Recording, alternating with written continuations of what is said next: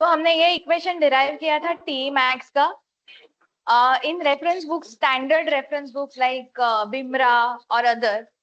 आपको ये टॉर्क का इक्वेशन शायद थोड़ा अलग दिखेगा बिकॉज हमने ये टॉर्क के इक्वेशन में इवन स्क्वायर से स्टार्ट किया है। We have considered even square, मतलब जो ईएमएफ इंड्यूस होता है। हम सप्लाई वोल्टेज तक नहीं गए हैं to avoid the complications. Stator resistance, stator का लीकेज रिएक्टेंस वगैरह वो सब अवॉइड करने के लिए हमने सीधा इवन से स्टार्ट किया। बट इवन के पहले if you remember equivalent circuit, तो इवन के पहले मेरे पास R1, X1, V1, V1 dash वो भी है। तो टू अवॉइड फर्दर कंफ्यूजन हमने ये इवन से ही स्टार्ट किया है। And even we can consider that it is proportional to the supply voltage. Of course supply voltage में भी लॉसेस होते हैं, जैसे स्टेटर रेजिस्टेंस लॉस है, जैसे लीकेज इंपिडेंस के वजह से, लीकेज रिएक्टेंस के वजह से लॉस होता है जो एयर गैप में है। एयर गैप में ये है ना, air gap is reluctance. Air gap के थ्रू अगर मैग्नेटिक फील्ड आने वाला है तो वो उसको रिलक्टेंस पाथ देगा, जिसके वजह से रिएक्टेंस आएगा। तो वो सारी चीजें यहाँ पे कंसिडर नहीं हो रही है, but those are constant. Once the motor is manufactured तो एयर गैप तो चेंज नहीं होगा बाद में, ना रेजिस्टेंस चेंज होगा, तो R1 X1 वगैरह चेंज नहीं होंगे। इसीलिए we have not considered those parameters here. And फिर हमें ये जो टॉर्क का इक्वेशन मिला था उससे हमने मैक्सिमम टॉर्क कितना और कहाँ होता है वो देखा।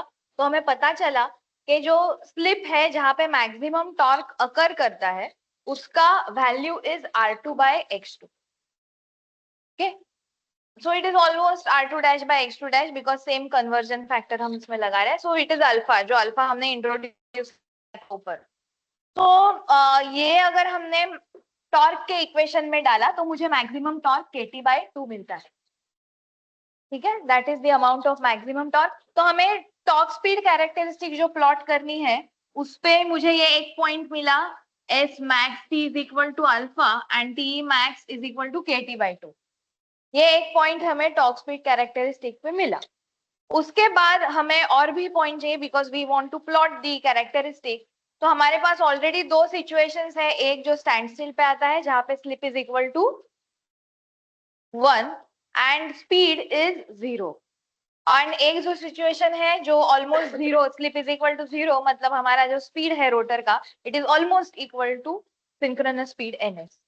तो अगर स्लिप 1 है, nr इज 0, तो टॉर्क के इक्वेशन में जो हमने वापस से वो पुट किया सब एवरीथिंग, तो मुझे पता चला कि टॉर्क के इक्वेशन में जब s इज इक्वल टू 1 है तो अल्फा का जो वैल्यू है, अल्फा में x2 is always greater than r2, तो वो हमेशा लेस देन 1 रहेगा अल्फा।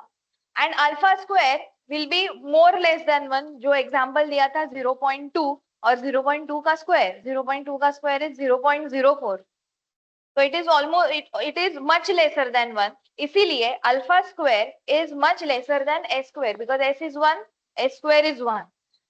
तो इसीलिए हमारा जो ये फैक्टर है alpha square it becomes negligible, और we can neglect that, and उसको निग्लेक्ट करके torque is almost equal to KT into S alpha by S square, so SS got cancelled and I got this one। तो S को तो हम ignore नहीं कर सकते और हमें टॉर्क एंड स्लिप के बीच का रिलेशन चाहिए। So from this we could see that torque is inversely proportional to slip, मतलब जैसे स्लिप कम हो रहा है तो टॉर्क बढ़ेगा, स्लिप कम हो रहा है तो स्पीड का क्या होगा, what will happen to nr। Slip कम हो रहा है, we are going from 1 to 0, तो स्लिप कम हो रहा है तो स्पीड क्या होगा, बढ़ेगा। तो जैसे ही स्लिप कम होगा स्पीड बढ़ेगा तो टॉर्क भी बढ़ेगा। And this is unstable because अगर टॉर्क रिक्वायरमेंट बढ़ रही है, if torque is increasing then speed should decrease, इसको बैलेंस कहते हैं। और यहाँ पे क्या हो रहा है, स्पीड बढ़ रहा है तो टॉर्क भी बढ़ रहा है, तो दिस इज अनस्टेबल ऑपरेशन। इसके बाद हमें एक ये पॉइंट मिला है which S max T, it is S max T is in between 1 to 0 because हमने देखा R2/X2, S max T is equal to R2/X2, और वो 0 और 1 के बीच में है, तो बीच में कहीं पे मुझे मैक्सिमम टॉर्क मिलेगा और उसका value is KT/2। Coming to the last point कि जहाँ पे S टेंड्स टुवर्ड्स 0, आज तक हमने जो ये इंडक्शन मोटर स्टार्ट की तो उसमें आई थिंक E2 बैच का अभी भी बाकी है बिकॉज ऑफ दी हॉलीडेज। तो 0 के टूवर्ड्स जैसे हम जाते हैं, हमारी जो मोटर है उसका मतलब लैब की मोटर है, उसका स्पीड है NS is equal to 1500 RPM, because उसके नंबर ऑफ पोल्स कितने हैं, 4 पोल। तो NS is equal to 1500 RPM। तो हम नो लोड पे द मोटर रीचेज अराउंड 1498 1497। तो it almost the slip almost goes to 0 and speed जो है वो ऑलमोस्ट NS होता है। तो ये होने के बाद T का क्या होगा, T का ये इक्वेशन हमारे पास ऑलरेडी है। अभी S is almost equal to 0, तो ऐसा नहीं कह सकते हम कि इसको 0 कर दो तो ये 0 हो जाएगा, ऐसा of course torque is 0 at 0 speed, but S is equal to 0 तो S स्क्वायर भी निग्लिजिबल हो जाएगा। S 0 है मतलब 0.001 है तो उसका स्क्वायर और होगा ना, तो S square becomes negligible, so we can neglect S square from here। तो यहाँ पे क्या बचेगा, S alpha by alpha square, and alpha alpha वापस इग्नोर किए, sorry alpha and alpha cut हो गए, तो KT into S by alpha. तो अभी हम देख सकते हैं that torque is directly proportional to S। तो जैसे स्लिप कम होगा टॉर्क भी कम होगा, एंड स्लिप कम होगा तो रोटर स्पीड क्या होगा, बढ़ेगा। तो जैसे ही हम NS की तरफ जाते हैं, एट NS ऑब्वियसली अगर NS S 0 है तो torque becomes 0, your motor will stop. But motor stops increasing speed, motor speed बढ़ाना बहुत पहले कम कर देती है बिकॉज ऑफ दी, क्यों कम होता है, why it doesn't reach to NS is equal to 1500 for our motor, क्यों मोटर कभी भी NS तक पहुंचती ही नहीं है, हाँ, because of which losses, frictional and windage loss. Frictional and windage loss supply करने के लिए भी उसको टॉर्क लगता है, एंड वो टॉर्क जब तक उसको मिल रहा है तभी तक ही मोटर उसका स्पीड बढ़ा सकती है। जब तक उसका torque equal to rotational and friction torque तक आ गया, motor can not increase its speed. तो वो NR equal to, for our motor it comes to 1498। उसका NS 1500 है, बट कभी भी वो 1500 तक नहीं जाती है, वो 1498 तक या 1497 तक आके रुक जाती है, बिकॉज एट दैट स्पीड उसको जितना टॉर्क मिलता है वो torque is enough to provide the rotational loss and not enough to increase the speed further. Okay, alright, and then after this derivation we form this torque speed characteristic। Initially जब speed बढ़ने लगता है, मतलब slip कम होने लगती है, from S is equal to 1 and NR 0 से बढ़ने लगता है, तो up to that S max T, up to that S max T, the slip is inversely proportional to the torque। तो स्लिप जब यहाँ पे कम हो रहा है तो टॉर्क बढ़ते जा रहा है, या rotor speed is directly proportional to torque, rotor speed बढ़ रहा है टॉर्क भी बढ़ रहा है, it is unstable region of operation. After S max T हम देख सकते हैं दैट के जैसे ही स्पीड बढ़ रहा है तो टॉर्क कम हो रहा है, because slip is directly proportional to torque, and this is the stable operation. As it is said unstable operation, तो जब भी हम मोटर स्टार्ट करते हैं, हमने देखा है कि motor start picking up the speed, तो हम यहाँ से obviously at this point we start give supply to the motor, यहाँ से हमने मोटर को सप्लाई दिया, तो मोटर क्या करता है, motor starts building up the speed और वो इंक्रीज होने लगता है। मतलब यहाँ पे इन दिस रीजन हम कोई भी रीडिंग नहीं ले सकते हैं, बिकॉज स्पीड रैपिडली इंक्रीज होता है, बिल्डअप होता है, एंड जो हमारा ऑपरेशन होता है मोटर का, that operation happens only in this region, सिर्फ यही रीजन में मोटर ऑपरेट करती है।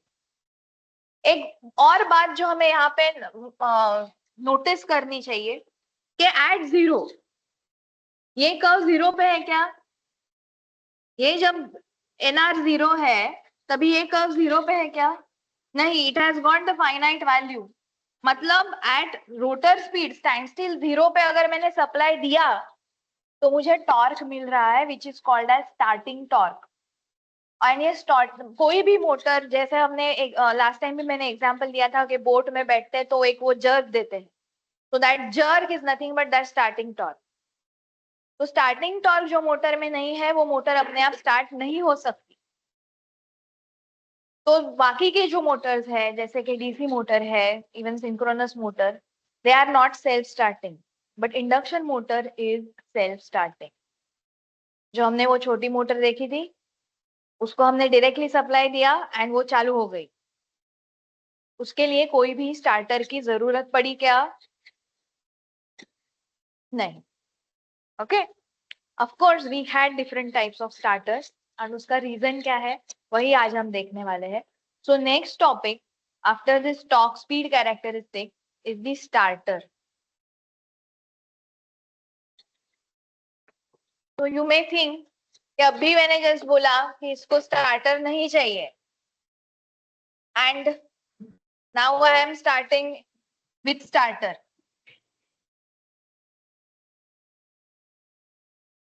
तो ये सिलेबस बढ़ाने के लिए डाला है क्या? फिर उसका कुछ तो रीजन होगा ना।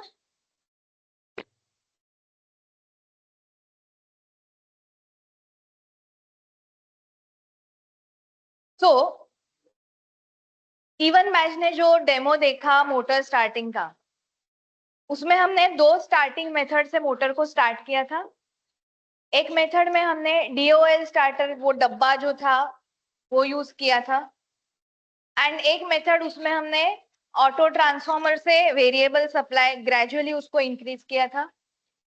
दोनों स्टार्टिंग मेथड में हमने क्या ऑब्जर्व किया?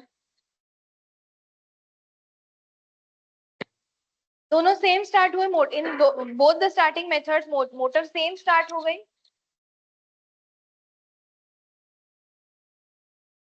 या उसमें कुछ डिफरेंस था?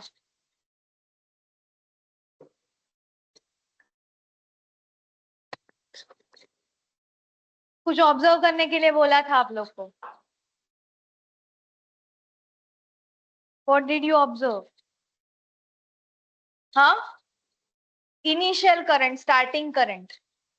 जब हमने मोटर को 415 वोल्ट डायरेक्टली अप्लाई कर दिया तब current, what happened in that ammeter?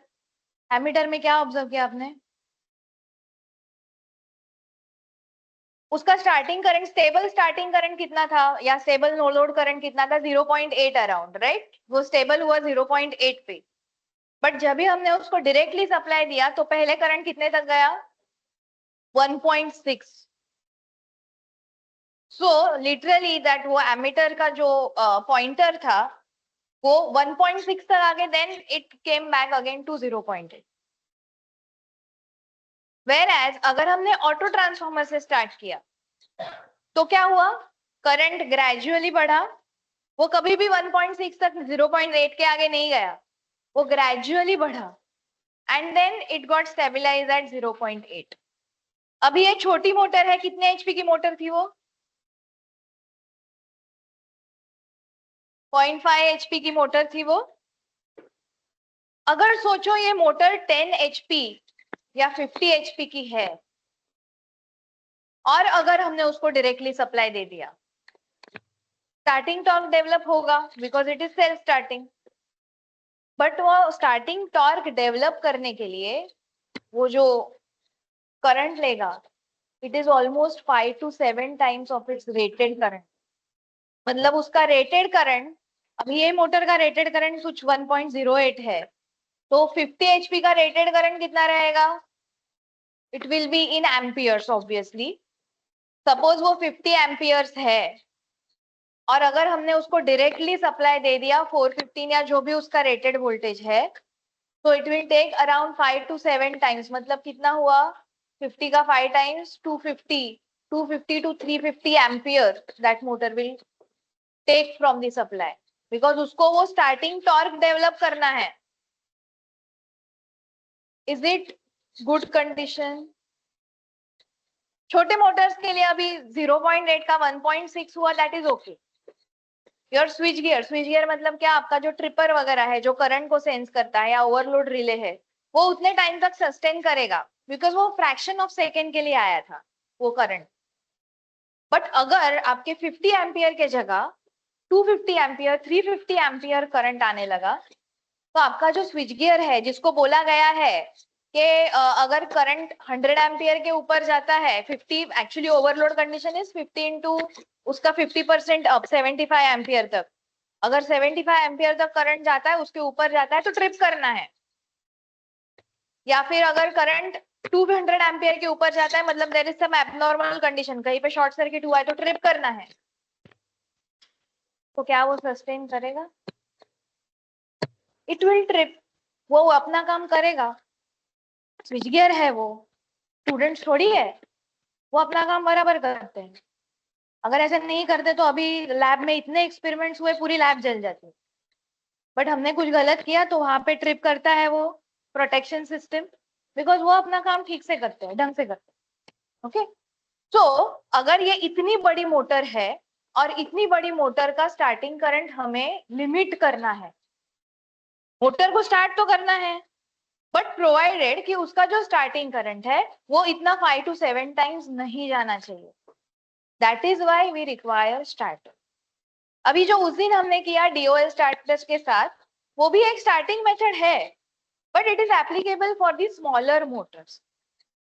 हाँ, for fractional HP, fractional HP मतलब क्या, 1 HP 5 HP के नीचे वो यूज होती है, बिकॉज उसका स्टार्टिंग करंट इतना नहीं होता। But then also we require starter, because उसमें ओवरलोड प्रोटेक्शन वगैरह सब दिया रहता है, रिमोटली हम उसको ऑन कर सकते हैं, बिकॉज कॉन्टैक्टर है उसमें, contactor is nothing but the electrical switch, because हम उसको रिमोटली मतलब क्या, वो वायर्स कॉइल, जो कॉन्टैक्टर में कॉइल रहती है, तो उसके वायर्स दूर तक लेके गए, वहां से हमने ऑन स्विच प्रेस किया तो भी वो ऑन होने वाला है। ठीक है, सो ये सब these are the other advantages of using starter. But main starter हमें क्यों चाहिए? To limit the starting current. तो though induction motor is self starting, we need starter to limit the starting current. Write down that. Why do we need starter?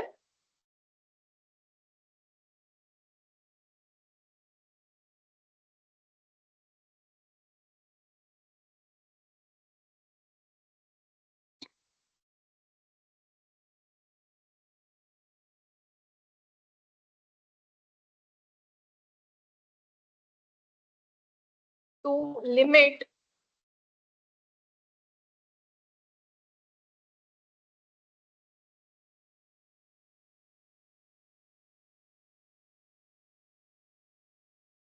the starting current, and starting current कितना होता है? 5 to 7 times of IFL. IFL मतलब I full load, full load current.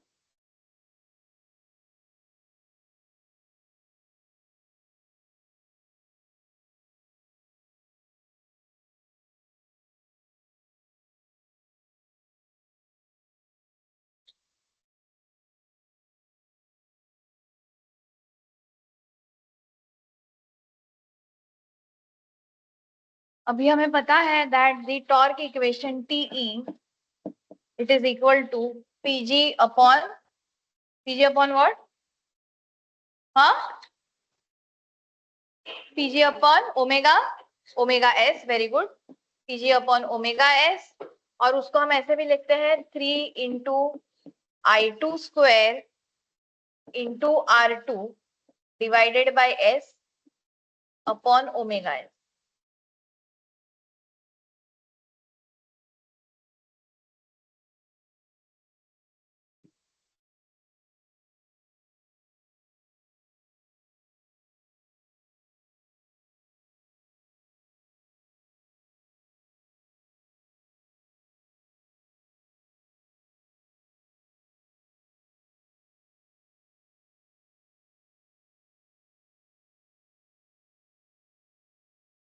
Okay,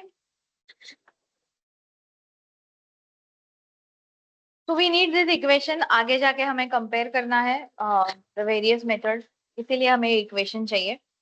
Now let's begin with the basic type of starter जो हमने lab में देखा था, and that is DOL starter. DOL starter का फुल फॉर्म है direct online starter.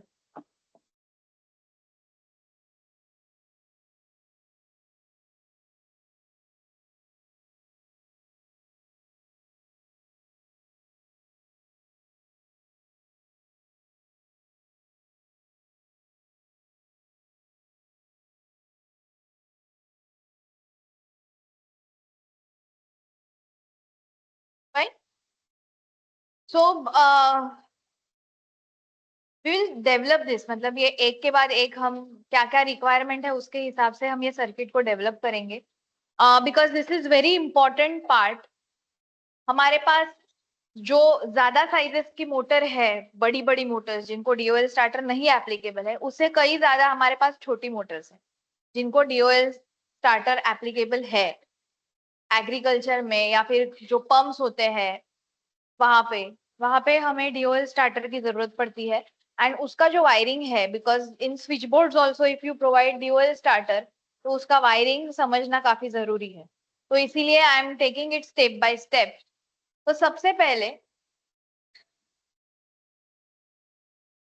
what we have a three phase induction motor. Okay, so we have here is three phase, you draw it later on bro, don't draw it with me. Three phase induction motor. Okay, and three phase induction motor के तीन terminals होते हैं, हमें पता है।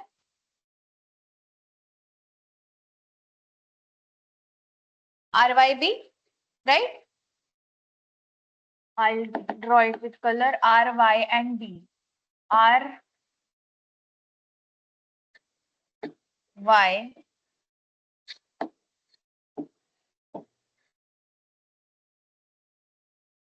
and this B. Okay, तो जब motor overload होती है, so what switchgear is expected to do? Trip the motor. अगर मोटर ओवरलोड हो गई मतलब हमने किया उसको, ऐसे तो मोटर खुद ओवरलोड नहीं होगी। तो we need something called as overload relay for the protection. so this part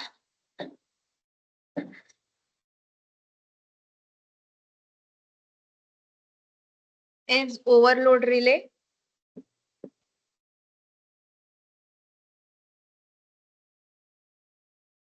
okay, फिर ये लाइंस आगे बढ़ेंगी,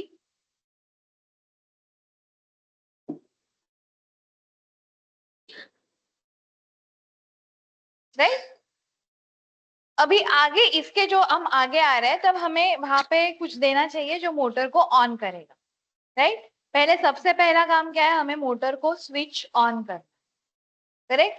तो अभी जैसे कि बताया कि हमारे पास we have one switchgear which is called as a contactor. Contactor में हमारे पास कॉन्टैक्ट्स होते हैं जिनको हम इलेक्ट्रिकली स्विच कर सकते हैं। अब इनको इलेक्ट्रिकली स्विच कैसे करेंगे, तो ये कॉन्टैक्टर्स को एक मैकेनिकली हम सोलेनाइड कनेक्ट करते हैं।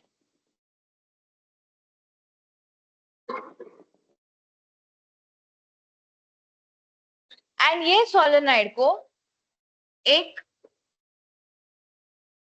कॉइल रहती है और यहाँ पे एक प्लंजर रहता है। जब भी ये कॉइल एनर्जाइज होगी, एनर्जाइज मतलब क्या, उसमें सप्लाई आएगा। अभी जनरली जो मोटर अगर डीओएल स्टार्टर 415 वोल्ट पे चलने वाला है तो ये कॉइल का जो रेटेड वोल्टेज है वो 230 होता है, मतलब उसका एक फेज 415 थ्री फेज सप्लाई आएगा, उसका एक फेज पर फेज वोल्टेज कितना रहता है 230।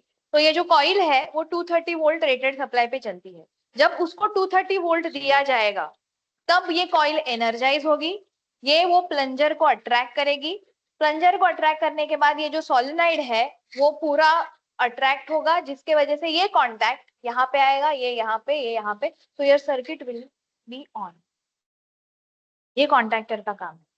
जब उसका सप्लाई निकल जाएगा 230 वोल्ट जो हमने दिया है वो डिस्कनेक्ट करेंगे अगर हम लोग, तो वो कॉइल एनर्जाइज नहीं होगी, वो डी एनर्जाइज हो जाएगी। तो वो ये प्लंजर को अट्रैक्ट नहीं कर पाएगी।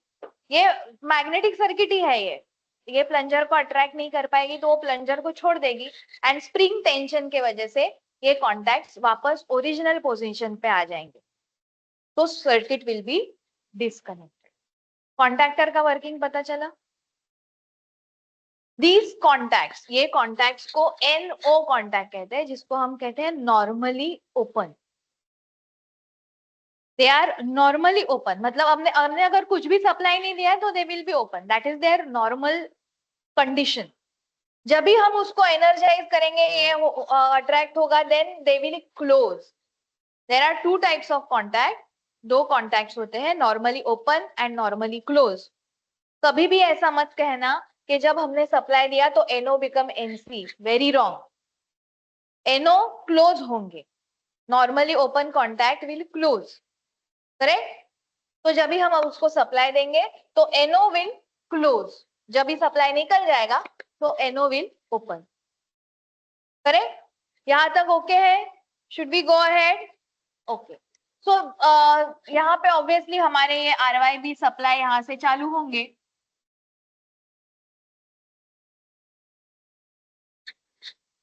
अभी हमें क्या करना है, हमें ये कॉइल को एनर्जाइज करना है, तो हमें कोई भी दो फेज में से सप्लाई लेना पड़ेगा,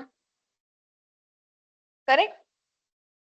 तो लेट अस से दैट कि मैंने ये सप्लाई जो है वो यहां से लिया,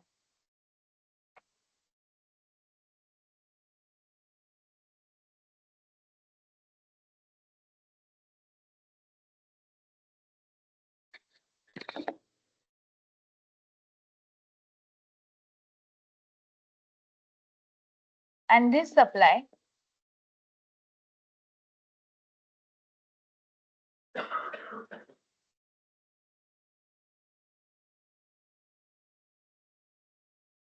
कॉइल विल गेट एनर्जाइज, और ये NO will close, supply motor तक जाएगा, अगर कोई फॉल्ट नहीं है तो मोटर को सप्लाई मिलेगा। बट ये मुझे ऐसे ही चाहिए कि हर कंडीशन में मुझे स्विच ऑन करना है ना मोटर को, मुझे मोटर को स्विच ऑन करना है, तो मुझे क्या करना पड़ेगा, I need to put a button here, बराबर। और वो बटन कैसा होना चाहिए, शुड इट बी एनओ और शुड इट बी एनसी? जब हम प्रेस करेंगे तो वो बटन ऑन होना चाहिए, तो वो नॉर्मली ओपन रहना चाहिए, नॉर्मली क्लोज रहना चाहिए? It should be normally open, because जब भी हम उसको प्रेस करेंगे तभी वो कॉन्टैक्ट बनेगा।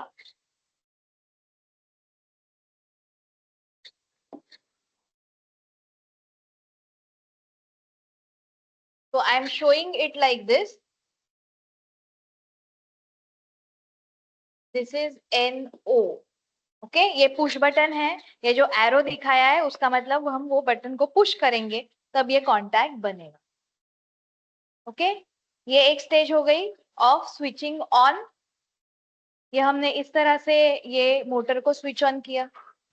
अभी ये मोटर को स्विच ऑन करने के बाद क्या मुझे मोटर को हमेशा के लिए रन करवाना है?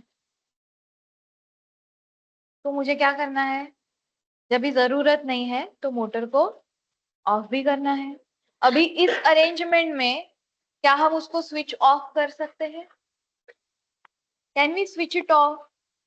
वापस से ये बटन प्रेस किया, जैसे हमारा एक ही बटन होता है ना ऑन ऑफ का, वैसे वापस से ये बटन प्रेस किया तो वो ऑफ होगा क्या, मोटर ऑफ होगी क्या? It will not, correct. तो आई नीड समथिंग जो ये सर्किट को ब्रेक करे, बराबर।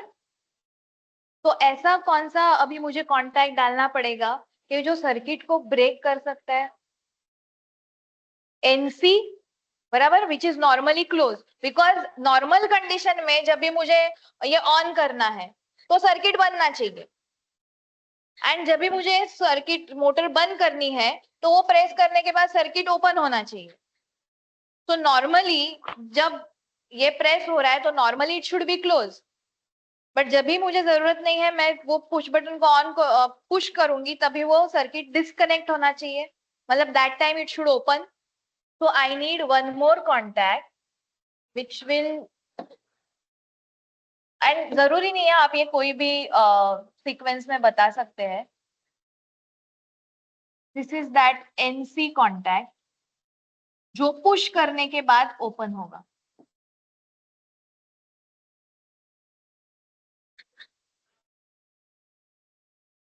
ओके। Okay?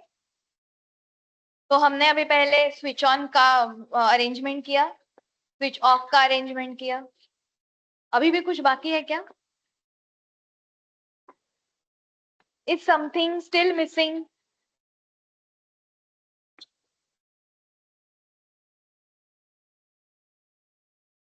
कुछ लग रहा है मिसिंग?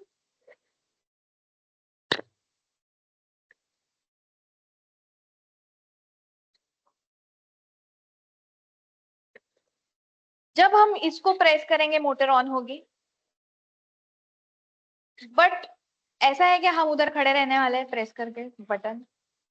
जब हम उसको छोड़ेंगे तो this circuit will disconnect because it is normally open. तो जब हम वो पुश बटन को छोड़ देंगे तब ये सर्किट वापस ब्रेक हो जाएगा एंड वापस your coil will be de energize. तो मुझे एक ऐसा कोई चाहिए जो एक बार इसको प्रेस करने के बाद उसको होल्ड करे। समझ में आ रहा है? मतलब मुझे ये पुश बटन ऐसे पकड़ के रखने की जरूरत नहीं है। अगर मैंने वो छोड़ भी दिया after few fraction of second तो भी वो ऑन रहना चाहिए, जिसको कहते हैं होल्ड ऑन। ओके, तो अभी एक बार अगर मैंने उसको ऑन किया, ये एनर्जाइज हो गया, ये कॉन्टैक्ट्स मेक हो गए, तो मुझे यहां से ही किसी को यूज करना पड़ेगा जो उसको होल्ड ऑन करे, बराबर। And to hold on that ये और एक एक्स्ट्रा यहाँ पे कॉन्टैक्ट रहता है which is also normally open.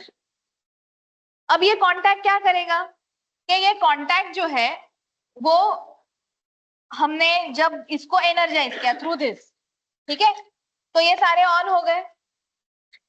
तो वो ऑन होने के बाद ये जो कॉइल को सप्लाई है अभी वो ये कॉन्टैक्ट के थ्रू मिला अगर, तो वो होल्ड ऑन करेगा।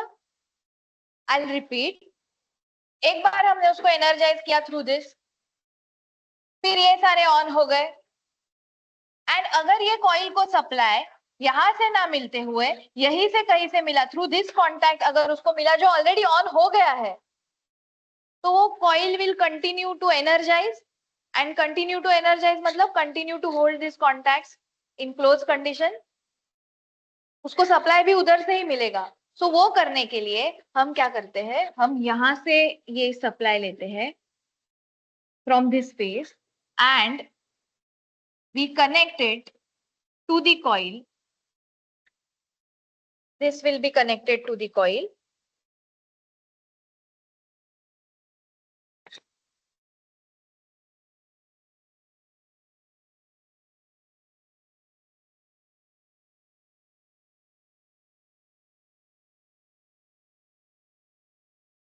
यहाँ से supply will go from here.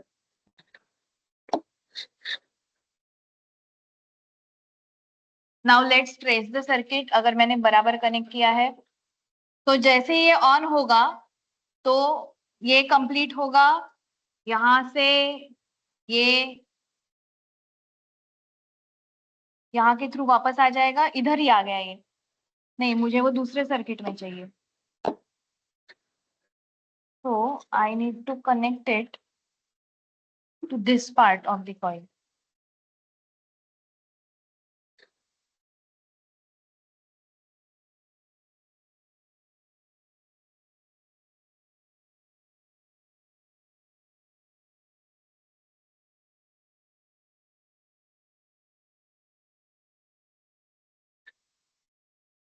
Now let's trace.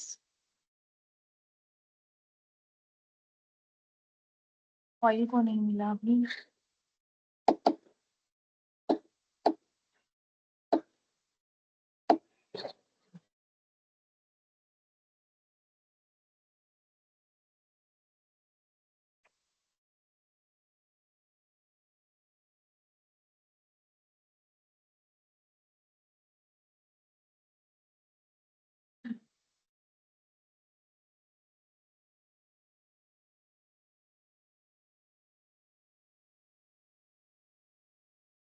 यहाँ तक समझ में आया है सबको?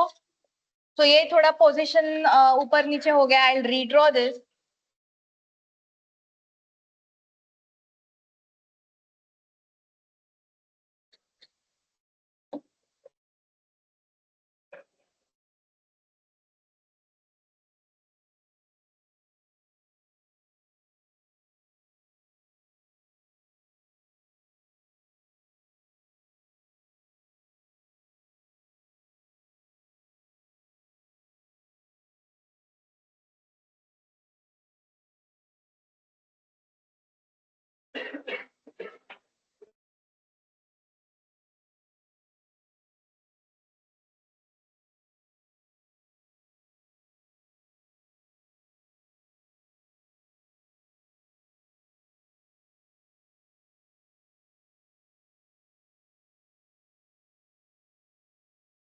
हाँ, नाउ पे अटेंशन।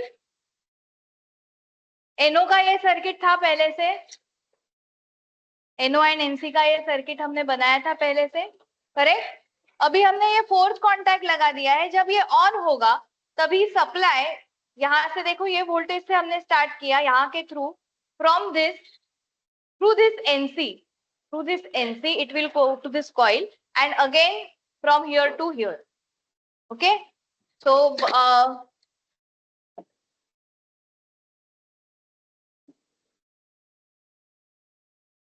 यहाँ से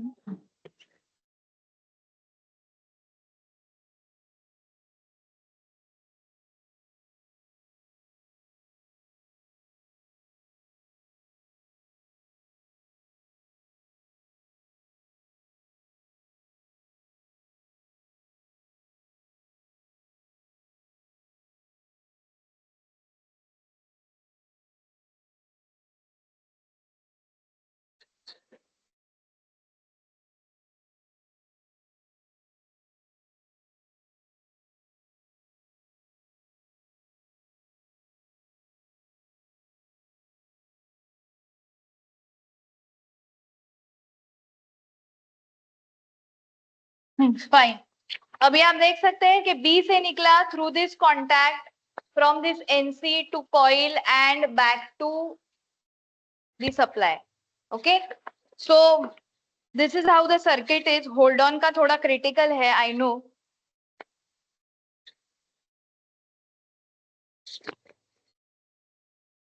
एनओ एनसी का समझ में आया सबको? ओके, सो नाउ अभी हमने ये यहाँ से सप्लाई लिया है बी से, सो हमने बी से लेके from, now you can see, NC के थ्रू कॉइल में गया एंड कॉइल से वापस से बी पे नहीं आना चाहिए। I change this one, or वो जो नीचे वाला कॉन्टेक्ट है I connect to Y, so it will be correct.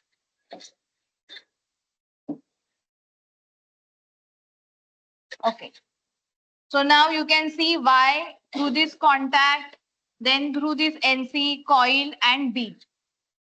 Okay, तो अभी इसके अक्रॉस जो वोल्टेज आएगा, इसके अक्रॉस ये पॉइंट पे कितना वोल्टेज है, ये पॉइंट पे वोल्टेज है B का।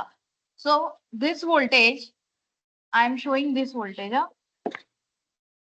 यहाँ का जो वोल्टेज है, यहाँ पे ये B आ गया, V, एंड यहाँ पे Y आ गया, सो VYB is the voltage here.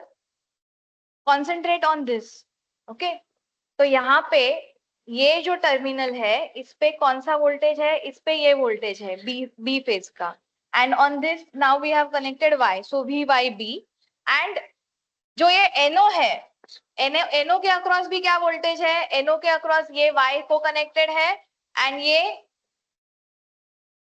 This one is connected to B. यहाँ पे ध्यान दो, एनओ है, एनओ का ये टर्मिनल जो है ये कनेक्टेड है वाई को, एंड ये टर्मिनल जो है वो एनसी के थ्रू, कॉइल के थ्रू कनेक्टेड है बी को। मतलब इसके अक्रॉस भी वी वाई बी ही है जो हम होल्ड ऑन देके अचीव कर रहे हैं। मतलब अगर हमने इसको निकाल भी दिया तो भी इसके थ्रू कॉइल को वी वाई बी ही मिलने वाला है।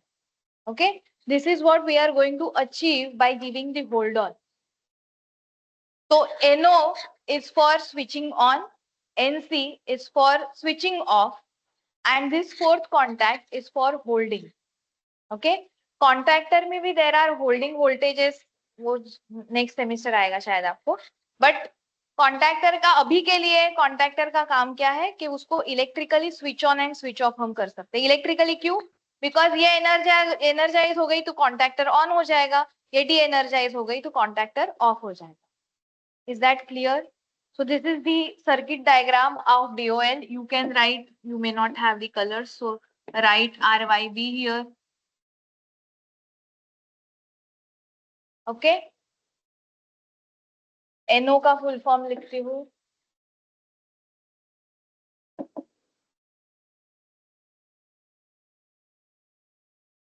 Draw this now.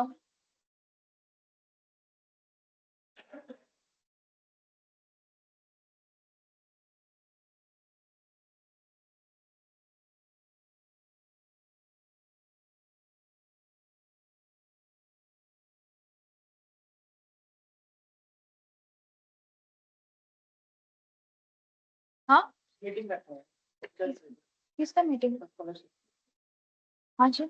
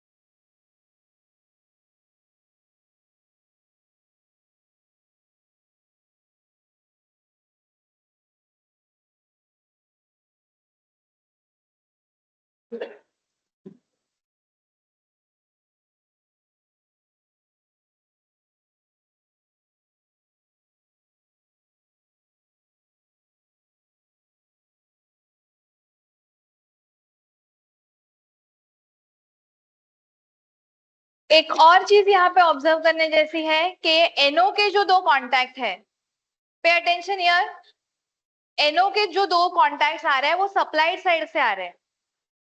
ये एक contact from supply side, another contact from supply side, but ये जो होल्ड ऑन है इसका एक contact is from the supply side जो बी का है, बट ये जो वाई कॉन्टैक्ट है ये लोड साइड या मोटर साइड से है।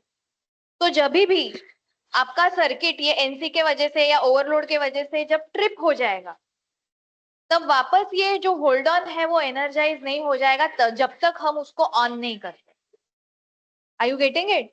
मतलब जैसे अगर ये होल्ड ऑन को दोनों यहां से कांटेक्ट दिए रहते तो वो होल्ड ऑन ऑलवेज एनर्जाइज रहता, यहाँ पे वी बाई भी वोल्टेज आ जाता अगर हमने दोनों कांटेक्ट वहां से दिए होते तो, ठीक है। एंड वी वाई बी के अक्रॉस ये कॉइल लगाई है तो कॉइल भी एनर्जाइज हो जाती। तो ये होल्ड ऑन का जो एक कांटेक्ट है वो मोटर या लोड साइड से दिया हुआ है। Okay, I dictate that letter on, you write down. इसका theory is already given in write up ना, डीओएल का।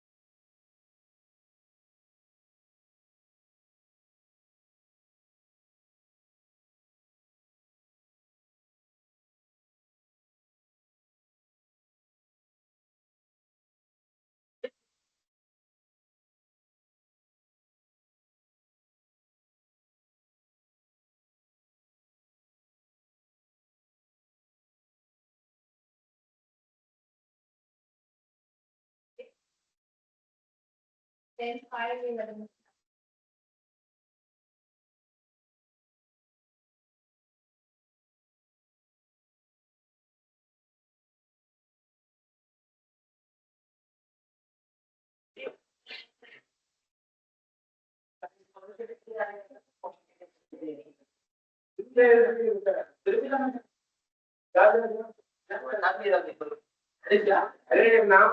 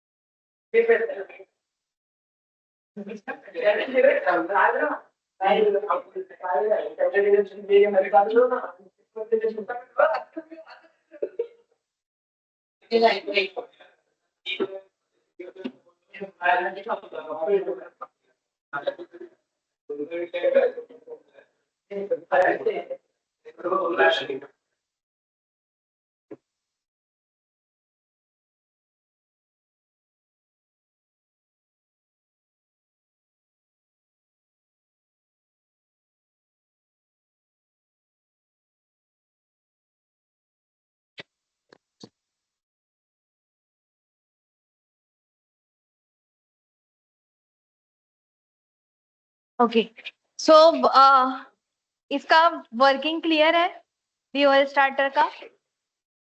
यहाँ से 3 फेज से हमने 2 फेज में से सप्लाई लिया। The supply goes from coil through this NC and then through NO back to another phase, ठीक है। और उसको होल्ड ऑन करने के लिए हमने एक कॉन्टैक्ट दिया है। एंड होल्ड ऑन का सप्लाई कैसे जाता है, एक फेज से एक supply from the motor side, एक फेज से एक सप्लाई जाता है and through this coil, through NC, through this coil it goes to another phase, ठीक है। तो जब हम स्विच ऑन करेंगे by pushing this NO contact, तो motor will get switched on.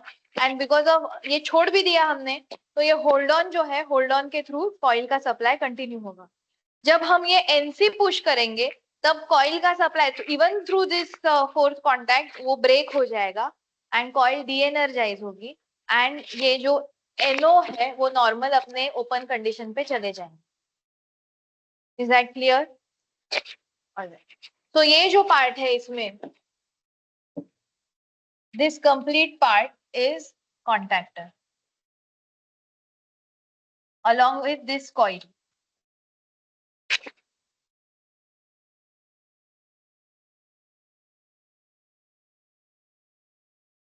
Okay, all right. तो अभी हम why we need starter, क्यों हमें स्टार्टर चाहिए एट दी स्टार्टिंग, जब वो स्टार्टिंग का करंट लेता है, टॉर्क उसका स्टार्टिंग टॉर्क मिलता है, तो ये सब स्टार्टिंग के टाइम पे हमें कंपेयर करना है।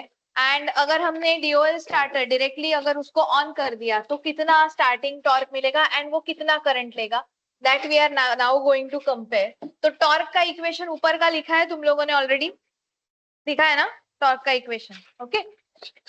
सो starting torque, now we will write about starting torque. अभी स्टार्टिंग में क्या होगा ऐसा वो इक्वेशन में अलग, वो जो इक्वेशन दिया हुआ है, तो अगर वो टॉर्क को हम स्टार्टिंग टॉर्क कहे तो स्टार्टिंग में क्या होने वाला है ऐसा, स्टार्टिंग मतलब मोटर जब हम स्टार्ट करते हैं तब वो इनिशियली कौन से पोजीशन में रहती है, स्टैंड स्टिल। तो स्टैंड स्टिल पे क्या होता है, एनएस जीरो, एनआर जीरो होता है and S is equal to 1। Okay, तो उसमें जो एस है वो एस के जगह पे हम we are going to put 1 there. So TE starting is equal to 3 into starting का करंट भी होगा I2 starting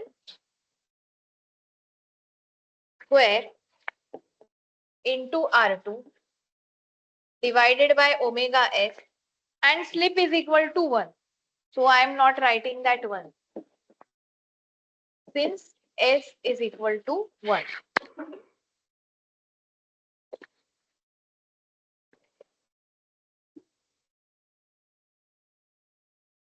So we are going to compare this with the full load torque.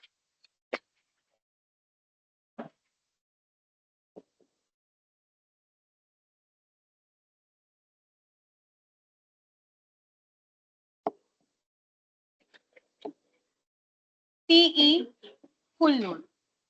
पहले TE स्टार्टिंग हमने किया, now we will consider TE full load.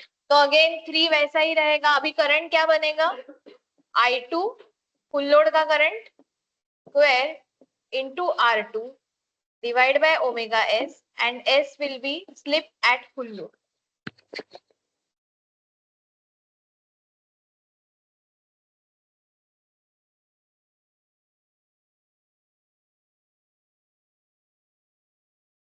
Where I2ST is starting current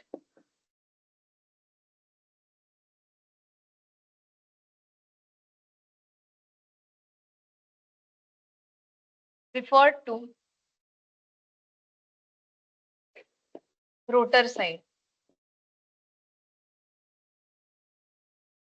and I2FL is full load current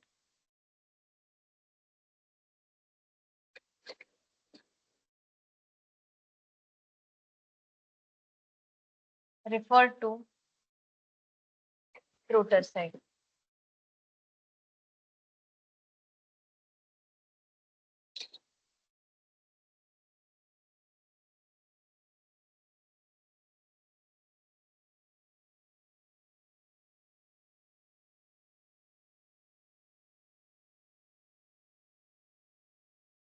Okay.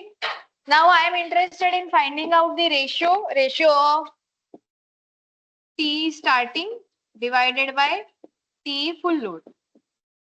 तो हमारे पास दोनों equation है. तो finally क्या आएगा, कौन कौन बचेगा वो मुझे बताओ.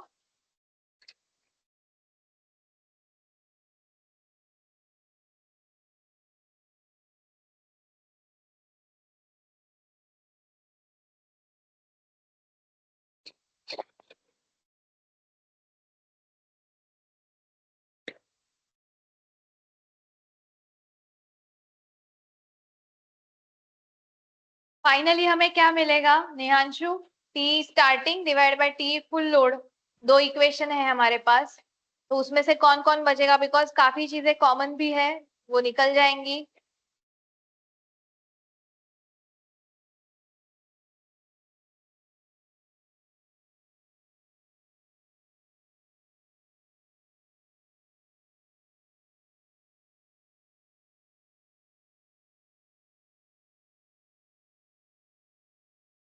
कॉमन क्या क्या है? 3 is common, then R2 and omega S. मतलब बचेगा कौन? ये करंट दो बचेंगे ऊपर नीचे, एंड ये SFL वहां पे 1 है ना स्लिप, वो यहाँ पे नहीं है. तो यहाँ पे क्या मिलेगा मुझे फाइनली? I2 स्टार्टिंग ना, I2 स्टार्टिंग का square divided by I2 full load square. And what about this SFL? SFL denominator में है ना, ये डिनोमिनेटर में डिवाइड बाय है, तो वो ऊपर जाके क्या होगा? मल्टीप्लाई. ये नहीं समझा है किसी को? अगर नहीं समझा है तो ये दोनों इक्वेशन लिखो, this divide by this, right down that, और फिर ये कॉमन चीजें निकालो, एंड फिर पता चलेगा ये डिनोमिनेटर के डिनोमिनेटर में है, तो वो न्यूमरेटर में जाके मल्टीप्लाई होगा.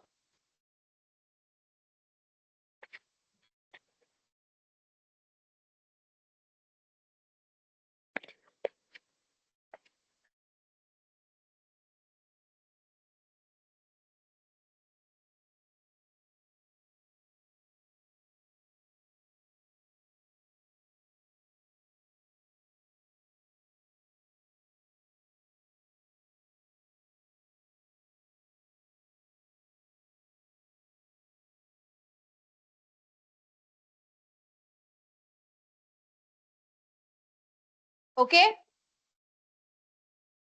मिल गया रेशियो सबको?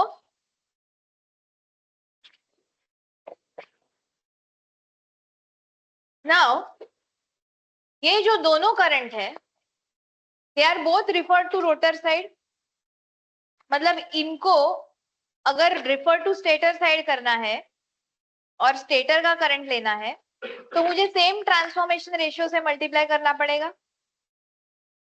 पे अटेंशन हियर, ये दोनों रोटर साइड के करंट्स हैं, इनको अगर मुझे स्टेटर साइड में लेके जाना है तो वो हम ट्रांसफॉर्मेशन रेशियो से मल्टीप्लाई करते हैं ना, तो वो वैसा मुझे न्यूमरेटर में भी करना पड़ेगा एंड सेम ट्रांसफॉर्मेशन रेशियो से डिनोमिनेटर में भी मल्टीप्लाई करना पड़ेगा.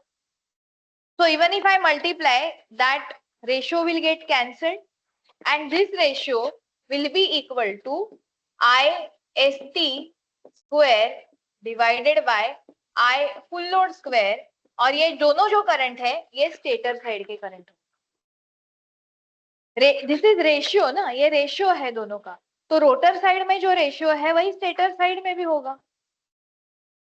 बराबर. Are you getting what I'm saying? ये अगर रोटर साइड का रेशियो है, I am not talking about value. Value I2ST and IST का डिफरेंट रहेगा, बट अगर ये दोनों रोटर साइड के करंट का रेशियो मैंने कंसिडर किया है तो वो स्टेटर साइड पे भी सेम रहेगा. Correct. So can I write this into SFL where IST is starting current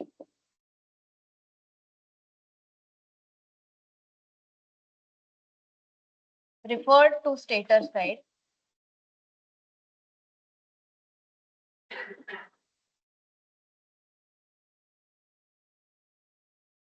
and IFL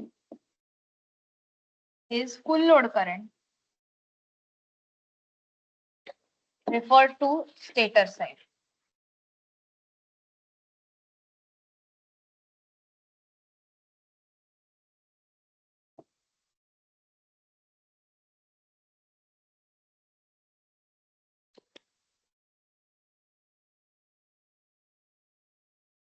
And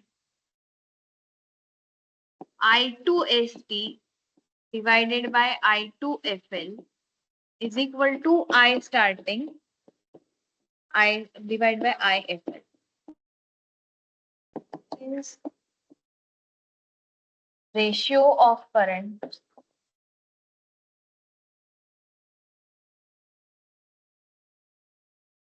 referred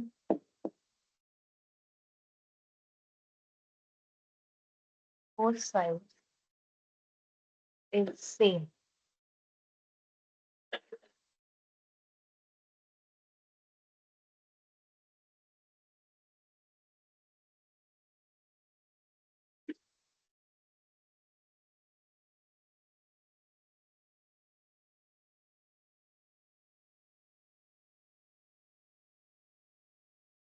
Okay, can I write this as ये दोनों का स्क्वायर है, तो can I right it like this IST divide by I full load whole square into SFL.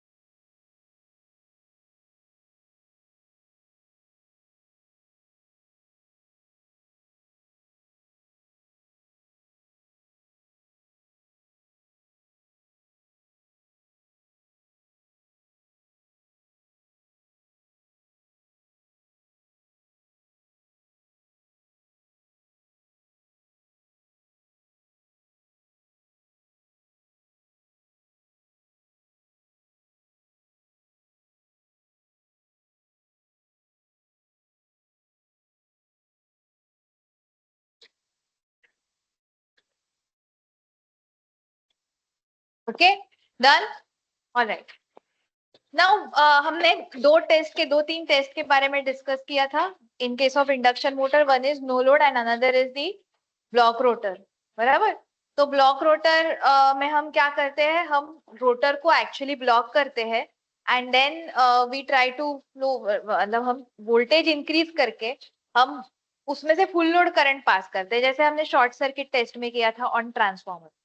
तो जब भी हम lock करते हैं रोटर को and then we supply the short circuit current. So short circuit is the case when we apply the हमने block rotor में rated voltage apply नहीं किया था या नहीं करते हैं इन केस ऑफ ब्लॉक रोटर। जैसे शॉर्ट सर्किट इन ट्रांसफॉर्मर जो किया था वो तो डीएसवाई वालों ने भी अभी किया है, short circuit test in transformer. तो हमने वो सेकेंडरी को शॉर्ट करके उसमें से फुल लोड करंट पास करवाया, but it was not at rated voltage, वो रेटेड से कम वोल्टेज था। तो अगर हम इंडक्शन मोटर में अगर मोटर को ब्लॉक करें एंड देन अगर हमने रेटेड वोल्टेज दे दिया, if we supply rated voltage, then वो करंट ब्लॉक रोटर टेस्ट का करंट नहीं रहेगा, that will be termed as the short circuit current, because हमने रेटेड वोल्टेज दिया है मोटर को। तो अगर मैंने रेटेड वोल्टेज मोटर को दिया and motor is not running, motor run नहीं हो रही है, तो तभी जो करंट पास होगा उसको हम कहते हैं short circuit current, ISC. Okay, अभी जब मोटर स्टैंड स्टिल है तभी भी वो मोटर रन नहीं हो रही है, तो on at that particular moment जब हमने सप्लाई ऑन किया, अगर वो डीओएल है तो हम रेटेड वोल्टेज देंगे, हमने रेटेड वोल्टेज ऑन किया, तो that time motor is not running, तो मोटर रन नहीं हो रही है, slip is 1, so maximum current will flow through that motor and that is equal to the short circuit current because at that moment motor is not running। तो वो starting का जो current है जो हमने रेटेड वोल्टेज देने के बाद मोटर लेने वाली है, that is called as the short circuit current। okay, so now we will write that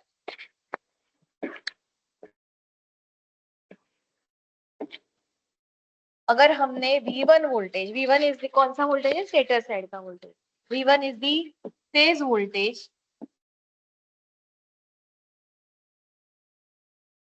applied to stator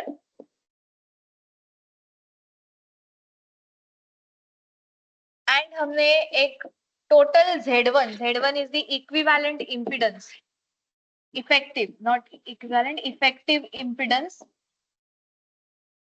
per phase of induction motor referred to stator side।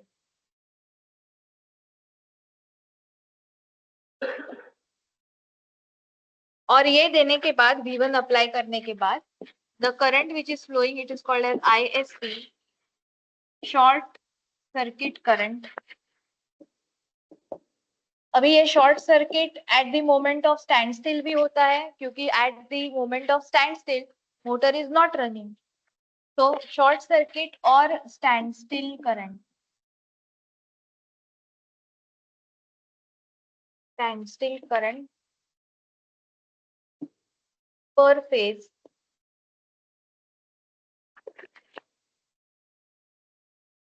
referred to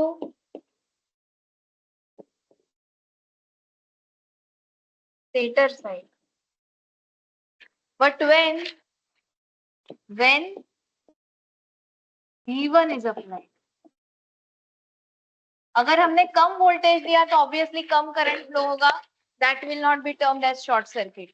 जब हम rated voltage देते हैं and motor stand still पे है या short circuit मतलब block किया गया है, तो जो करंट फ्लो होता है that is the short circuit current. Block rotor test में हम V1 रेटेड वोल्टेज नहीं देते हैं, this is the rated voltage.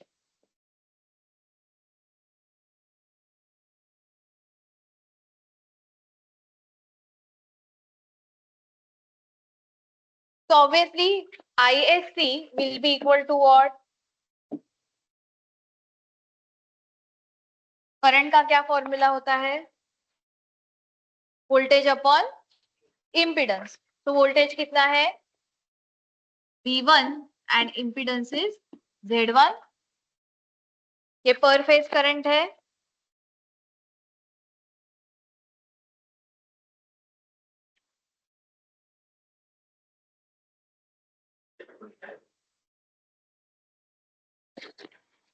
अगर हमने ये मोटर को डीओएल से स्टार्ट किया है तो जब मोटर स्टैंड स्टिल है तब कितना वोल्टेज पर फेज स्टेटर टर्मिनल पे आएगा, V1 ही आएगा because it is a rated voltage. हमने मोटर को रेटेड वोल्टेज सीधा दे दिया डीओएल के थ्रू, तो स्टार्टिंग में जब मोटर स्टैंड स्टिल है तब ये V1 ही आने वाला है उसके अक्रॉस, मतलब स्टार्टिंग में जो करंट फ्लो होगा, अगर हमने मोटर को DOL से स्टार्ट किया तो कितना करंट फ्लो होगा, ISC only, correct. So write down that ISC is equal to, और ISC is starting current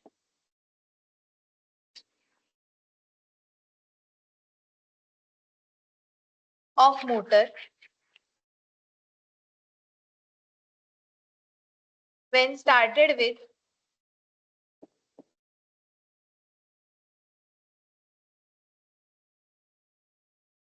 DON starter.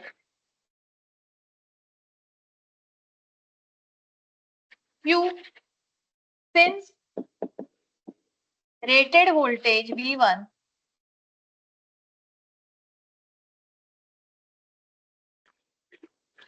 is applied to stator terminals of standstill motor.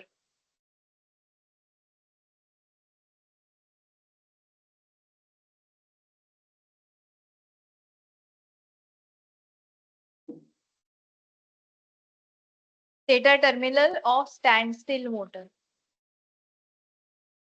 तो हमारा ऊपर एक इक्वेशन बनाया था हमने, TEST torque at starting divide by torque at full load is equal to, अभी वहां पे जहां पे ये IST था हम यहाँ पे क्या पुट करेंगे, ISC. So this will be equal to ISC divided by I full load the whole square into SFN.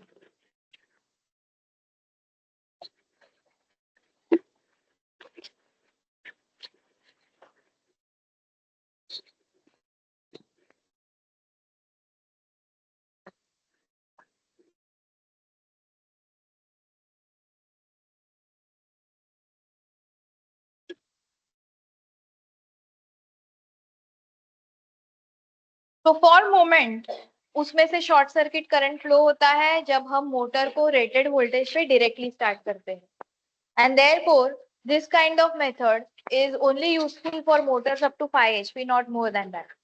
अगर मोटर्स 5 HP के ऊपर है तो अब हमें दूसरा स्टार्टिंग मेथड यूज करना पड़ेगा जिससे हम स्टार्टिंग करंट को ISC तक जाने तक रोक सकते हैं, ISC से नीचे रोक सकते हैं, ISC से कम कर सकते हैं. So next starting method is stator reactor starter.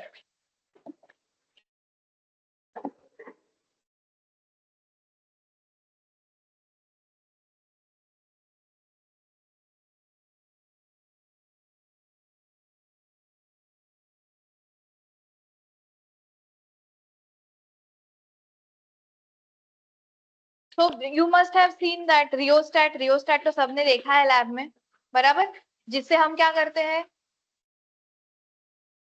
Rheostat से क्या करते हैं हम लोग, क्या रेजिस्टेंस तो rheostat is the resistance, but rheostat से हम क्या करते हैं, रेजिस्टेंस वेरी करते हैं, उससे क्या मिलता है, हाँ उसे क्या होता है रेजिस्टेंस वेरी करने से,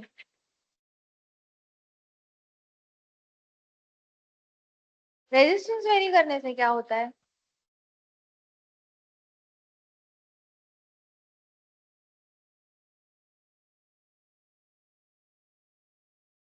रियोस्टैट को कितने टर्मिनल्स होते हैं, there are 3 terminals in rheostat. कौन से, 2 फिक्स्ड एंड 1 वेरिएबल. तो हम कहाँ पे इनपुट कौन से साइड पे कनेक्ट करते हैं, फिक्स्ड में, एंड आउटपुट एक वेरिएबल एक फिक्स्ड में, बराबर. तो हम जब वेरी करते हैं वो रियोस्टैट तो होता क्या है, करंट क्यों वेरी होता है,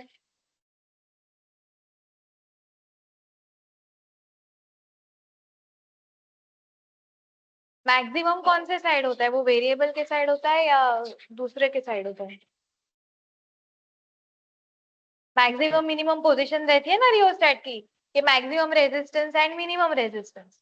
तो मैक्सिमम पोजीशन कौन से साइड रहती है एंड मिनिमम पोजीशन कौन से साइड रहती है? दोनों फिक्स्ड होंगे तो वो मैक्सिमम है, बट वेरिएबल कहाँ का, वो साइड का या ये साइड का?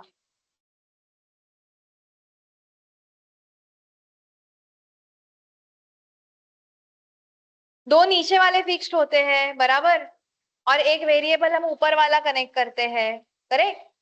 तो अगर मैंने वहां से कनेक्ट किया है वेरिएबल वो साइड से, हाँ दोनों फिक्स नीचे है, वेरिएबल वो साइड से कनेक्ट किया है, तो मैक्सिमम रेजिस्टेंस मुझे यहाँ मिलेगा या वहां मिलेगा, दैट इज द क्वेश्चन।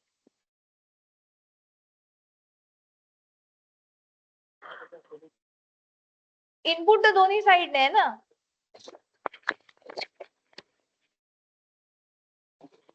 ये है आपका रियोस्टेट, ठीक है? ये दो फिक्स्ड है, दीज आर फिक्स्ड टर्मिनल्स। यहाँ पे इनपुट साइड लिखू, ओके, इनपुट यहाँ पे दिया गया है। अभी इसके ऊपर कुछ तो ऐसा नॉब रहता है बराबर, और वो नॉब को हम घुमाएंगे बराबर, ये नॉब है, एंड ये नॉब का जो कनेक्शन है वो यहाँ पे है।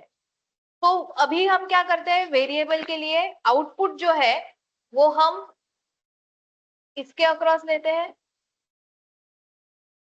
बराबर। ये नॉब जो है वो यहाँ पे, वो ऊपर वाला जो रहता है ना रॉड के बाजू वाला, उसको हम कनेक्ट करते हैं। तो अभी मुझे बताओ मैक्सिमम रेजिस्टेंस यहाँ पे आएगा या यहाँ पे आएगा, मतलब ये नॉब का position obviously what ever it is, maximum resistance कैसे मिलेगा मुझे, कहाँ पे? ये इनपुट के थ्रू अगर ये पूरा गया बराबर, नॉब ये साइड है, तो यहाँ पे मुझे मैक्सिमम मिलेगा बराबर। एंड अगर ये इनपुट के थ्रू, अभी ये मिडल में है तो ये ऐसा जाएगा, अगर यहाँ पे है तो वो सीधा इधर से इधर चला जाएगा। तो this is minimum and this is maximum. तो वेरिएबल साइड जो हमने कनेक्ट किया है, वेरिएबल दोनों साइड रहता है, वो रॉड दोनों साइड से कनेक्टेड है ना, बट अगर आपने यहाँ से कनेक्ट किया है तो उसके टुवर्ड्स जो, अगर आपने नॉब को रखा तो आपको मैक्सिमम रेजिस्टेंस मिलेगा, अगर उसके अपोजिट साइड रखा तो आपको minimum resistance. Okay, so this is about the resistance and the dimmer stat, sorry rheostat. Rheostat के जैसे, जैसे rheostat gives me variable resistance, वैसे ही हमारे पास वेरिएबल रिएक्टर भी रहते हैं। रियोस्टेट के जैसे ही रहते हैं, वो घुमाते हैं हम लोग नॉब, अगर थ्री फेज है तो वो नॉब घुमाते हैं, अंदर अरेंजमेंट रहता है, या फिर आपके रियोस्टेट के जैसे ही वो रिएक्टर रहते हैं जिनका नॉब घुमा के हमें वेरिएबल रिएक्टेंस मिलता है। हाँ, इन case of induction motor, because it is an inductive load, तो हम सिर्फ रेजिस्टेंस नहीं यूज कर सकते हैं, हमें रिएक्टर यूज करना पड़ता है। और ऐसा ही रिएक्टर जब हम स्टेटर के साइड लगाते हैं, स्टेटर के साइड मतलब between your supply and your induction motor का स्टेटर, जहां से हमें सप्लाई मोटर के अंदर जाता है, तो इनके बीच में अगर हमने ये वेरिएबल रिएक्टर लगाया तो जो स्टार्टर बनता है that is stator reactor starter. समझ में आया? स्टेटर के साइड मैंने वेरिएबल रिएक्टर लगाया, so it become stator reactor starter. Okay, so let me quickly draw the circuit diagram. तो सबसे पहले यहाँ पे आता है हमारा रोटर, रोटर के थ्री फेज में आएगा मेरा स्टेटर,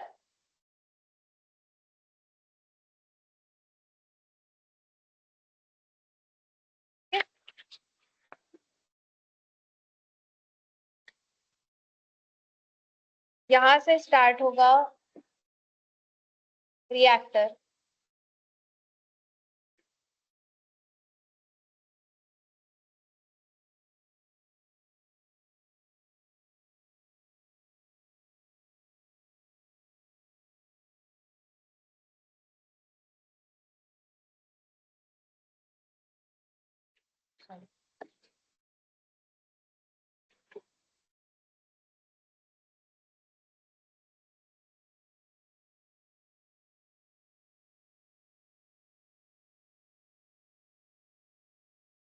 एंड यहाँ पे I will get √3 into V1 because ये मेरे RYB है एंड पर फेज जो वोल्टेज मुझे मिला था पर फेज वोल्टेज इज V1। तो लाइन वोल्टेज कितना बना? V फेज इज V1 तो V लाइन कितना बनेगा? √3 इंटू फेज वोल्टेज, इसलिए यहाँ पे लिखा है √3 into phase voltage. This is a line voltage between R and Y।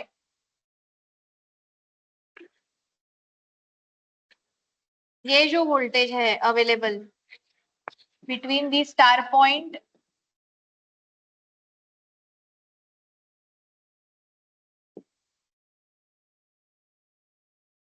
so this is the stator side, this is the rotor side and this is reactor side and ये है supply.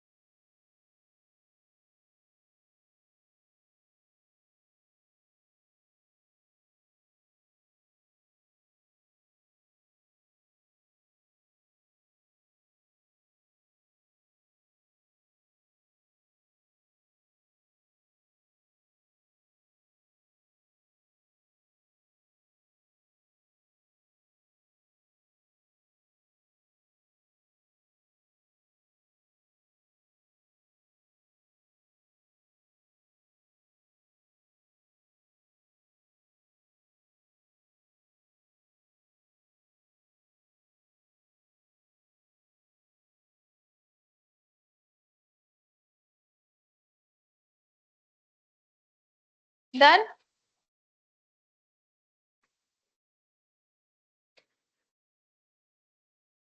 तो let us से कि ये जो है ये knob है, जैसे हमारे डीमोस्टेट का नॉब था, बराबर। And when we use even the, sorry not demostat, rheostat. तो जब भी रियोस्टेट या रिएक्टर हम 3 फेज के लिए यूज करते हैं, तो हम जो उसका नॉब घुमाते हैं उसको उसके वो नॉब घुमाने से तीनों जो ये पॉइंटर है या नॉब्स है ये साइमल्टेनियसली मूव होते हैं, बिकॉज हमें इंडक्शन मोटर में 3 फेज बैलेंस सप्लाई चाहिए। ठीक है, ये एक नॉब इधर रहेगा, ये एक नॉब इधर रहेगा, ये मिडल में, तो voltages will not B equal. तो हमारा वो रोटेटिंग मैग्नेटिक फील्ड वगैरह वो पूरा थियरी है, वो पूरा थियरी जो है वो मतलब उसमें जो हमने कंसीडर किया था that initially will get 3 phase balance supply, तो वो हमें नहीं मिलेगा। And then your that resultant will not rotate at synchronous speed, या फिर उसका रिजल्टेंट का वैल्यू अलग अलग आएगा, तो that will be a disturb situation. तो ये जो नॉब्स है रिएक्टर के, ये तीनों साइमल्टेनियसली मूव होते हैं, एंड जिसके वजह से जो वोल्टेज अवेलेबल है for the stator side it is always equal. ठीक है, आप नॉब कोई भी पोजीशन में रखो it will B equal. So what is the maximum and minimum और एक्सट्रीम पोजीशंस क्या है नॉब की? ये एक पोजीशन है एक्सट्रीम और ये दूसरी पोजीशन है, बराबर। जब नॉब इधर रहेगा, अभी यहाँ पे कितना वोल्टेज है अवेलेबल? ये पूरा जो वोल्टेज है इट इज V1।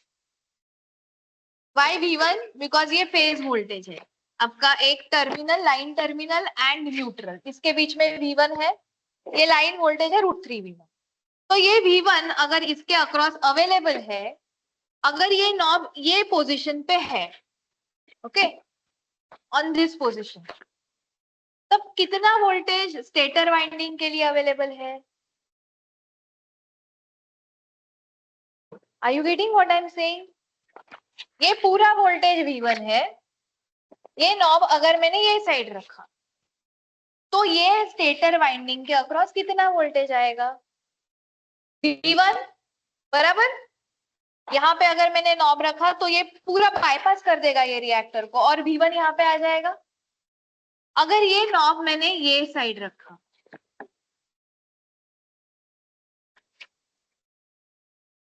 तो almost all voltage will dissipate in this reactor and very less और 0 voltage will be available for the stator, बराबर। तो मतलब ये मेरा है मैक्सिमम पोजीशन एंड ये है मिनिमम पोजीशन, ओके। तो अगर x, हम ये नॉब के पोजीशन को x मान ले, पोजीशन ऑफ द नॉब, तो ये जो मैक्सिमम है उसको मैं 1 कह सकती हूँ एंड मिनिमम को 0। And the voltage which is available for the stator winding it will B x into V1। तो यहाँ पे जब ये नॉब रहेगा 1 इंटू V1 इज V1, यहाँ पे जब नॉब रहेगा 0 इंटू V1 इज 0। समझ में आया? So x, let x be the position of the knob,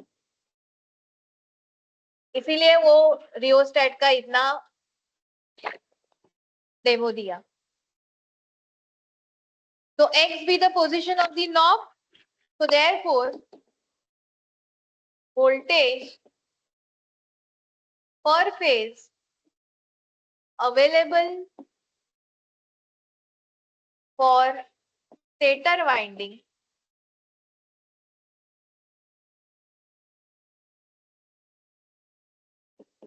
will be x into V1।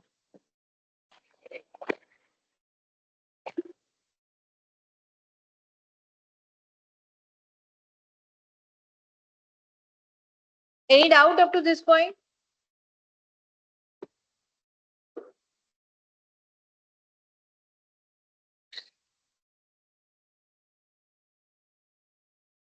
So जब भी x मेरा वेरी होता है, x goes from minimum to maximum, value से देखा जाए तो 0 to 1 जब भी x जाता है, तो एक्स V1 क्या होगा, एक्स इंटू V1,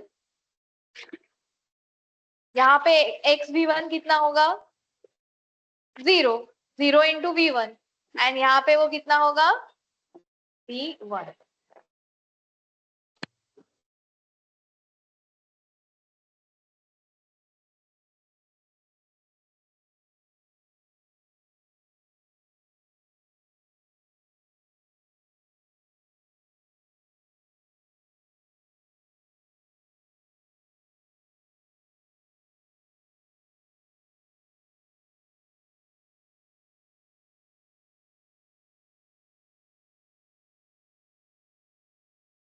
ओके, तो जब भी वो ऊपर वाला हमने एक डेरिवेशन किया था कि जब रोटर स्टैंड स्टिल है, हाँ, रोटर स्टैंड स्टिल है और हमने पर फेज V1 वोल्टेज अप्लाई कर दिया तो एक शॉर्ट सर्किट करंट फ्लो होता है, एंड देन हमने T स्टार्टिंग का एक फॉर्मूला निकाला था अगर वो DOL पे स्टार्ट किया.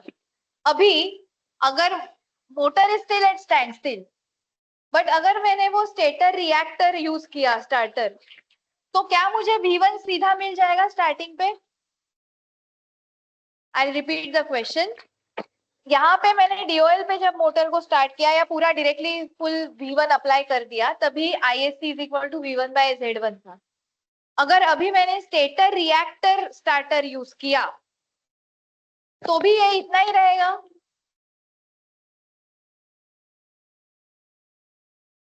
या ये V1 चेंज होगा? किस पे डिपेंड करेगा V1? V1 will depend on whom? हाँ, रिएक्टेंस किसका? स्टेटर का. रिएक्टर जो हमने लगाया है एक्सटर्नली उसका, एंड उसका क्या, रिएक्टर का तो वैल्यू फिक्स्ड है बट वेरिएबल कौन बना रहा है उसको, द नॉब पोजिशन. ठीक है, तो ये जो V1 है ये V1 नहीं रहेगा, it will become x V1. ठीक है, सो can I write this IST, the starting current is equal to x into V1 upon Z1.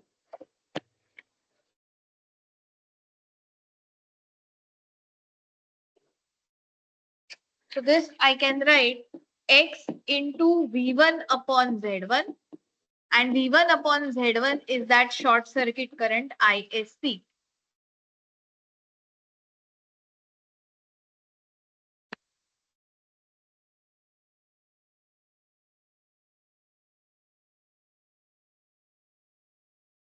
Okay, so now let's go back to that ratio TE start divided by TE full load, correct, is equal to, वहां पे क्या था ऊपर ratio अपना, IST divided by I full load the whole square into SFL, right? अभी IST कितना है, x into ISC.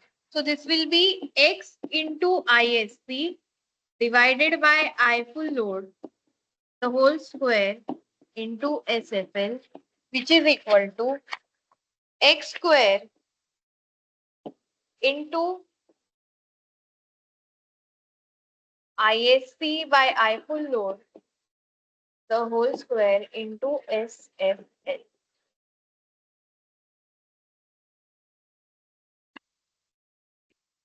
So here you can see कि वहां पे इन DOL स्टार्टिंग आपका ये रेशियो सिर्फ इतना था, बराबर, which was quite huge. Starting torque हमें बहुत ज्यादा मिलता है, बट अभी क्या हुआ, अभी हमने उसको एक्स स्क्वायर से मल्टीप्लाई किया, एंड एक्स किसके बीच में है, x is in between, x किसके बीच में वेरी होता है, 0 to 1, मतलब वो 1 से तो कम ही है, 0.5 0.6, तो उसका स्क्वायर करेंगे तो वो और भी कम होगा. So this is how we are going to limit the starting current as well as starting torque for large motors. We are achieving this with the help of stator reactor starting. But इसमें और एक disadvantage है कि हमारा जो वो voltage drop होता है, XV1 मुझे यहाँ पे मिला तो 1 - XV1 रिएक्टर के अक्रॉस है ना. तो इनिशियली जब रिएक्टर पिक्चर में है तब उसमें से करंट फ्लो होता है, एंड करंट कोई भी रिएक्टर से फ्लो हुआ so there are going to be losses. So initially जो हम रिएक्टर यूज कर रहे हैं उसमें लॉसेस होंगे. तो वो लॉसेस अवॉइड करने के लिए the next type of starting is हमारा जो हम यूज करते आ रहे हैं, that is that auto transformer starting, dimmer start. कि वहां पे वो ऑटो ट्रांसफॉर्मर में ये लॉस नहीं होता है, बट इंडक्शन के थ्रू पावर ट्रांसफर होती है. Okay, so that will continue in the next class. Two more starters are remaining. One is the auto transformer starting and the other is star delta starting.